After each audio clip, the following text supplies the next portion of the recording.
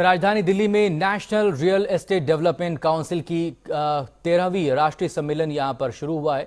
Seminar में real estate sector की मौजूदा हालात और भविष्य की चुनौतियों पर चर्चा की गई। National real estate development council के सेमिनार में रियल एस्टेट की मौजूदा स्थिति, खरीदारों की परेशानियां समेत कई मुद्दों पर चर्चा हुई। शहरी विकास मंत्री और हाउसिंग राज्य मंत्री राव इंद्रजीत सिंह ने 2022 तक हर शख्स को घर मुहैया कराने की बात कही। बिल्डर्स जो कि पैसे ले लेते थे और समय के ऊपर उसको घर नहीं देते थे, तो उसके अंदर वो बिल्डर इस तरह का काम नहीं कर पाए आएंगे। एक हाउसिंग के लिए ये प्रधानमंत्री की तरफ से एक सपना है, इस सरकार का सपना है कि भाई 2022 तक हम हर एक व्यक्ति को घर मुहैया कर देंगे। पहले दिन की चर्चा में खरीदारों का भरोसा बढ़ाने और रियल एस्टेट के कारोबार को पटरी पर लाने पर जोर दिया गया। सबसे पहले आप देखिए, पिछले 2 साल में जितने भी पुरानी चीज़ें जो रुकी हुई थी किसी न कारण से, उसे आप लैंड बिल कह लीजिए, उसे आप रेरा कह लीजिए, रियल एस्टेट रेगुलेटरी अथॉरिटी कह लीजिए, उसको आप यूनिफाइड बिल्डिंग बायलॉज कह लीजिए, सरकार ने पिछले साल, 1.5 साल, 2 साल के अंदर अंदर सारी चीज़ें ठीक कर दी हैं।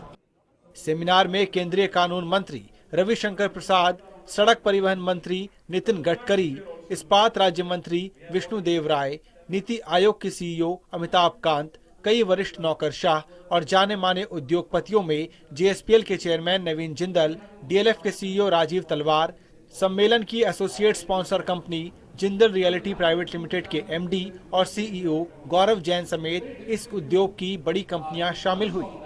चुनौती है, लेकिन उसका हम प्रयास कर रहे हैं। इसलिए जो हमें जो हाउसिंग फॉर ऑल जो स्कीम है, उसको हमेशा हम इम्प्रूव करने का, अगर उसके अंदर कोई डिफिकल्टीज आती है तो प्राइवेट सेक्टर के साथ हम बैठते हैं, उनसे बातचीत करते हैं। अगर उसकी डिफिकल्टीज होती है तो उसको हम उसको इम्प्रूव करने का प्लान करते हैं।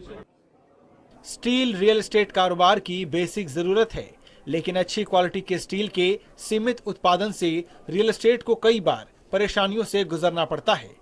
स्टील मंत्रालय इस मुश्किल को दूर करने की योजना पर काम कर रहा है।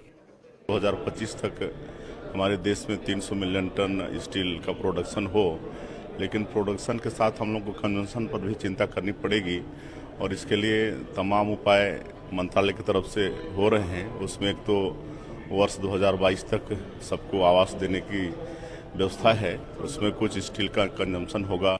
यहाँ बड़ी कंपनियां स्टॉल लगाकर अपने अपने प्रोडक्ट्स की जानकारी भी दे रही है। Raghavendra Dwivedi, news world India, Delhi.